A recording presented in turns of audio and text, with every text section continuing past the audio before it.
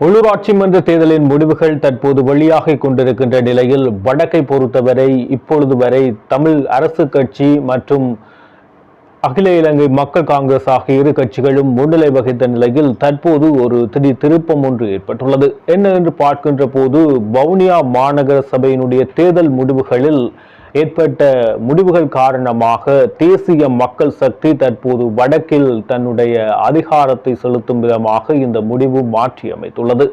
இதுவரை வெளியான முடிவுகளில் தமிழ் தேசிய கட்சிகள், தமிழ் தேசியம் சார்ந்து பேசுகின்ற கட்சிகளுக்கு மக்களினுடைய வாக்குகள் அமோகமாக வழங்கப்பட்டது. தேசிய மக்கள் சக்தி தொடர்ச்சியாக புறக்கணிக்கப்பட்டு வந்தது. இந்த நிலையில் தற்போது அது மாற்றியமைக்கும் முகமாக வவுனியா மாநகர சபையினுடைய தேர்தல் முடிவுகள் இந்த மாற்றத்தை ஏற்படுத்தியுள்ளது. வவுனியா மாநகர சபையின் தேர்தல் முடிவு தொடர்பாக பார்க்கின்ற போது வவுனியா மாநகர சபையில் தேசிய மக்கள் சக்திக்கு 4 ஆசனங்கள் கிடைக்க பெற்றுள்ளது. 4 ஆசனங்கள் பார்க்கின்ற போது லக்ஷனா நாகராஜன் என்ற பெண் வேட்பாளர் ஒருவர் வவுனியா மாநகர சபையில் தேசிய மக்கள் சக்தியின் சார்பில் தற்போது வெற்றி பெற்றுள்ளார். அதை அடுத்தபடியாக பைரவ புளியகுளம் வட்டாரத்தில் விஜயகுமார் 280 வாக்குகளையும், குடியிருப்பு வட்டாரத்தில் கிருஷ்ணதாஸ் 293 வாக்குகளையும், கோவில் குளம் வட்டாரத்தில் சிவசங்கர் 310 வாக்குகளையும் பெற்று வெற்றி பெற்றுள்ளனர். பண்டாரிக்குளம் வட்டாரத்தில் சுயேட்சை குழுவில் போட்டியிட்ட பிரேமதாஸ் 214 வாக்குகளை பெற்று வெற்றி பெற்றுள்ளார். இந்த நிலையில் ஜனநாயக தமிழ் தேசிய கூட்டணி 3 வாக்குகளை பெற்று 3 ஆசனங்களை கைப்பற்றியுள்ளது. ஜனநாயக தமிழ் தேசிய கூட்டணியின் சார்பில் காண்டிபன் 868 வாக்குகளையும், இரம்பைக்குளம் வட்டாரத்தில் ரவீந்திரன் 143 வாக்குகளையும், சின்ன புதுக்குளம் வட்டாரத்தில் ஸ்ரீ அருணன் 305 வாக்குகளையும் பெற்றுள்ளார். காதர் மஸ்தான் தலைமையிலான இலங்கை தொழிலாளர் கட்சி 2 இரட்டை வட்டாரங்களில் 2 வட்டாரங்களில் வெற்றி பெற்றுள்ளது.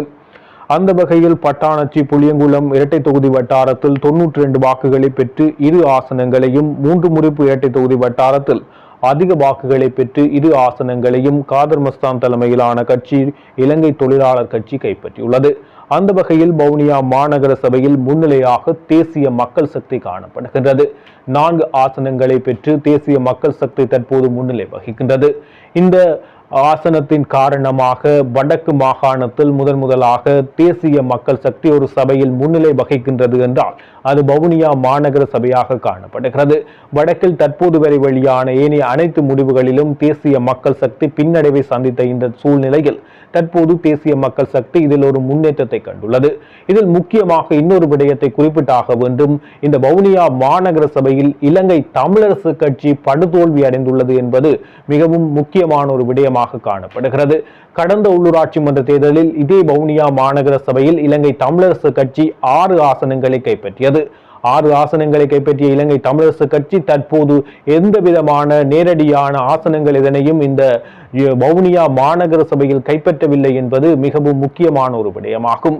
ஏனெனில் வடக்கினுடைய அனைத்து பிரதேசம், வடக்கு கிழக்கினுடைய அனைத்து சபைகளிலும் இலங்கை தமிழரசு கட்சி முன்னிலை வகிக்கின்ற ஒரு முடிவுகள் தற்போது வெளியாகி கொண்டிருக்கின்றது. ஒன்றில் முதலாவது அல்லது 2வது நிலையில் தமிழரசு கட்சி தொடர்ச்சியாக அனைத்து சபைகளிலும் போட்டியிடுகின்ற ஒரு சூழ்நிலையில் தற்போது வவுனியா மாநகர சபையில் முற்றுமுழுதாக நிராகரிக்கப்பட்டிருப்பது என்பது மிகவும் திருப்பமான ஒரு விடயமாக பார்க்கப்படுகின்றது. இந்த நிலையில் யாழ்ப்பாண மாநகர சபையினுடைய முடிவுகளும் தற்போது வெளியாக இருந்தது. யாழ்ப்பாண மாநகர சபையின் முடிவுகள் அடிப்படையில் இதுவரை இடம்பெற்ற முடிவுகள் அடிப்படையில் அகில இலங்கை மக்கள் காங்கிரஸ் தமிழ் தேசிய பேரவை முன்னிலை வகித்திருந்தாலும் இறுதி நேரத்தில் தற்பொழுது இலங்கை தமிழரசு கட்சி முன்னிலை வகித்தது. அதன் அடிப்படையில் யாழ் மாநகர சபையில் இலங்கை தமிழரசு கட்சி தற்போது 10 ஆசனங்களை நேரடியாகவும் போனஸாக எந்த விதமான ஆசனங்களும் கிடைக்கப்பெறவில்லை. அதன் அடிப்படையில் யாழ் மாநகர சபையில் தற்பொழுது இலங்கை தமிழரசு கட்சி முன்னிலை வகிக்கின்றது. 10 வட்டார ஆசனங்களும் 3 மேலதிக ஆசனங்களுமாக மொத்தம் 13 ஆசனங்கள் இலங்கை தமிழரசு கட்சிக்கு கிடைக்கப்பெறுகிறது. தமிழ் தேசிய பேரவை 11 ஆசனங்கள் நேரடியாகவும் 1 போனஸ் ஆசனம் அடிப்படையில் 13 ஆசனங்களையும், தேசிய மக்கள் சக்தி யாழ் மாநகர சபையை கைப்பற்றுவோம் என தெரிவித்திருந்த நிலையில் 4 நேரடியான ஆசனங்களையும் 6 போனஸ் ஆசனங்களையும் பெற்று 10 ஆசனங்களை மாத்திரமே கைப்பற்றியுள்ளது. ஜனநாயக தமிழ் தேசிய கூட்டணி 2 நேரடி ஆசனங்களையும் 2 போனஸ் ஆசனங்களையும் பெற்று மொத்தமாக 4 ஆசனங்களை பெற்றுள்ளது. ஈழமக்கள் ஜனநாயக கட்சி வட்டார ரீதியாக ஆசனங்கள் எதுவும் இல்லை, போனஸாக 4 ஆசனங்கள் கிடைக்க பெற்றுள்ளது. ஐக்கிய மக்கள் சக்தி வட்டார ரீதியாக ஆசனங்கள் இல்லை, போனஸாக 1 ஆசனமும். ஐக்கிய தேசிய கட்சிக்கும் வட்டார ரீதியாக ஆசனங்கள் இல்லாத போதும் போனஸில் 1 ஆசனத்தை ஐக்கிய தேசிய கட்சி பெற்றுள்ளது. இந்த விகிதாசார தேர்தல் அடிப்படையில் உள்ளூராட்சி மன்ற தேர்தலில் இந்த போனஸ் முறைமை என்பது ஒரு கேள்விக்குறியான ஒன்றாக காணப்படுகின்றது. குறிப்பாக இந்த போனஸ் முறையில் வெற்றி பெற்ற, அதாவது அதிகளவான ஆசனங்களை கைப்பற்றிய கட்சியை விட தோல்வியடைந்த கட்சிகளுக்கான ஆசனங்கள் இந்த போனஸில் அதிகம் கிடைக்கப்பெறுகின்றது.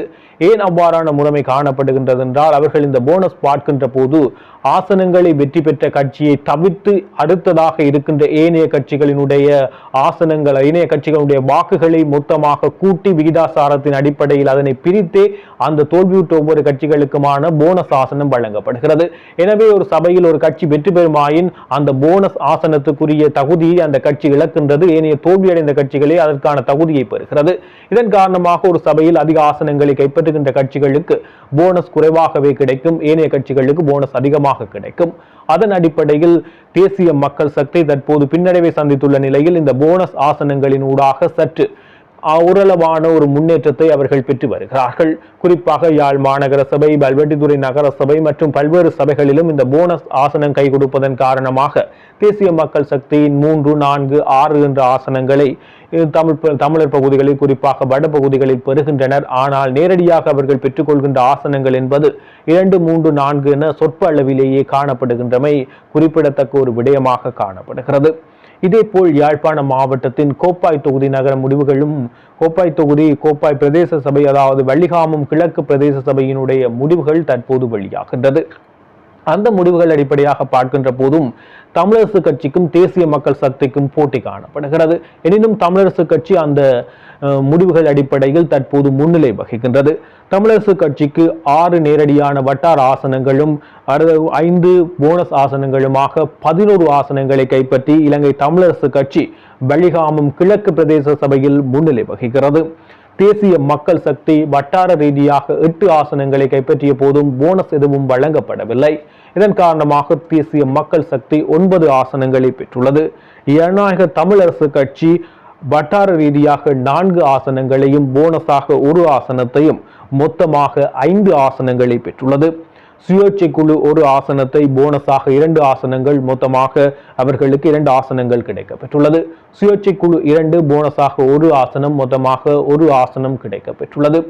இதுவரையான தேர்தல் முடிவுகளின் அடிப்படையில் கிளிநொச்சி மாவட்டத்தில் இலங்கை தமிழரசு கட்சி அமோக வெற்றியை ஈட்டியுள்ளதுடன் யாழ் மாநகர சபை மற்றும் சாவச்சேரி நகர சபை, பிரதேச சபை ஆகியவற்றிலும் தமிழரசு கட்சி முன்னிலை வகிக்கிறது. அதேபோல் பல்வெட்டித்துறை மற்றும் நல்லூர் ஆகிய பகுதிகளிலும், யாழ்ப்பாணத்தின் சில பகுதிகளிலும் தமிழ் மக்கள் பேரவையும் முன்னிலை வகிக்கிறது. இலங்கை தமிழரசு கட்சியும் தமிழ் மக்கள் பேரவையும் சமமாக இதுவரை வெளியான முடிவுகளில் காணப்படுகின்றது.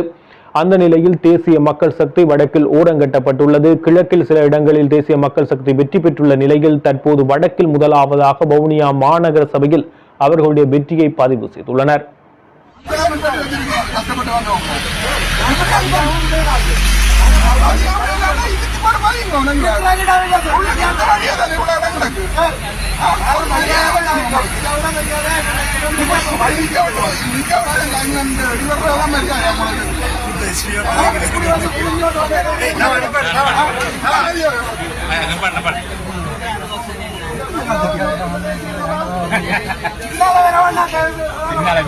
சந்திரசேகரன் அவர்கள் இன்று சிலருடைய பெயர்களை குறிப்பிட்டு பட்டுக்கோட்டை பிரகடனத்தை நிறைவேற்றிய பட்டுக்கோட்டை மண்ணையும் தாங்கள் கைப்பற்றுவோம் என்று சொல்லியிருக்கிறார். அமைச்சர் சந்திரசேகரன் அவர்களே, உங்களுக்கு பகிரங்கமாக சவால் விடுக்கின்றோம். எமது பட்டுக்கோட்டையில் பட்டுக்கோட்டை தீர்மானம் நிறைவேற்றப்பட்ட மண்ணில் அண்ணன் கடனுடைய சைக்கிளை விட உங்களுடைய கட்சி ஒரு வாக்கு கூட இருந்தால் அண்ணனுடைய தம்பியாகிய நான் அரசியலில் இருந்து ஒதுக்குகிறேன். இது பகிரங்க சவால். இந்த தேர்தலில் வட்டுக்கோட்டையில் JVP சவப்பெட்டிகளுக்குள் அடக்கம் செய்யப்படும். அது வடகிழக்கெங்கும்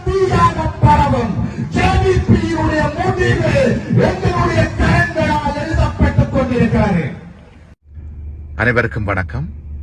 ஜேவிபி என்பிபி தமிழ் மக்களை ஏமாற்றுவதற்காக பல புழுகு மூட்டைகளை வடக்கு கிழக்கிலே அவிழ்த்து விட்டுக் கொண்டிருக்கின்றார்கள்.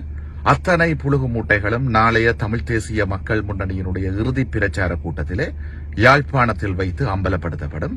இப்பொழுது உதாரணத்துக்கு ஒன்றை அம்பலப்படுத்துகின்றேன். வீதிகளை அபிவிருத்தி செய்வதற்காக யாழ்ப்பாணத்திற்கு 5000 மில்லியன் ரூபாவை ஒதுக்கீடு செய்திருப்பதாக அண்ட புழுகு ஒன்றை அவிழ்த்து விட்டிருக்கிறார்கள். உண்மையில் வடமாகாணத்துக்குத்தான் 5000 மில்லியன் ரூபாய் ஒதுக்கீடு செய்யப்பட்டிருக்கின்றது. அப்படி என்றால் வடமாகாணத்திலே 5 மாவட்டங்கள் இடம்பெறுகின்றன: யாழ்ப்பாணம், கிளிநொச்சி, வவுனியா, மன்னார், முல்லைத்தீவு. அப்படி பார்க்கின்ற பொழுது யாழ்ப்பாணத்துக்கு வெறும் 1000 மில்லியன் ரூபாய் தான் ஒதுக்கீடு செய்யப்பட்டிருக்கிறது. இதில் சிரிப்புக்குரிய விடயம் என்னவென்றால், கடந்த ரணிலினுடைய ஆட்சி காலத்தில் யாழ்ப்பாணத்திற்கு 1300 மில்லியன் ரூபாய் ஒதுக்கப்பட்டிருந்தது. ஆகவே ரணில் ஒதுக்கிய நிதியை விட 300 மில்லியன் ரூபாவை குறைவாக ஒதுக்கிவிட்டு வெறும் 1000 மில்லியன் ரூபாவை ஒதுக்கிவிட்டு வடமாகாணத்துக்கு ஒதுக்கப்பட்டிருக்கின்ற ஒட்டுமொத்த 5000 மில்லியன் ரூபாவை யாழ்ப்பாணத்துக்கு ஒதுக்கியதாக மக்களை அப்பட்டமாக வெட்கமில்லாமல் ஏமாற்றிக் கொண்டிருக்கிறார்கள். மக்கள் ஏமாந்துவிடக் கூடாது. இதில் சிரிப்புக்குரிய விடயம் என்னவென்றால், வீதி அபிவிருத்தி அதிகார சபை சொல்லியிருக்கிறது 1 கிலோமீட்டரை அபிவிருத்தி செய்வதற்கு 40 மில்லியன் ரூபாயிலிருந்து 50 மில்லியன் ரூபாய் செலவாகும் என்று. ஆனால் ஜேவிபி சொல்லுகிறது தாங்கள் ஒதுக்கிய நிதியை வைத்து யாழ்ப்பாணத்தினுடைய வீதிகளை ஒட்டுமொத்தமாக அபிவிருத்தி செய்ய போவதாக. உண்மையில் 1000 மில்லியன் ரூபாயில் வெறும் 20 கிலோமீட்டர் வீதியை மாத்திரம்தான் அபிவிருத்தி செய்ய முடியும். ஆகவே ஜேவிபியினுடைய அண்ட புழுகுகளுக்கு எமது மக்கள் வாக்குகளால் பதிலடி கொடுக்க வேண்டும். எமது மண்ணிலிருந்து ஒரு வாக்கு தன்னும் சிங்கள கட்சிகளுக்கு விழக்கூடாது. மிகுதி அத்தனை புழுகு மூட்டைகளும் நாளைய இறுதி பிரச்சார கூட்டத்தில் அம்பலப்படுத்தப்படும்.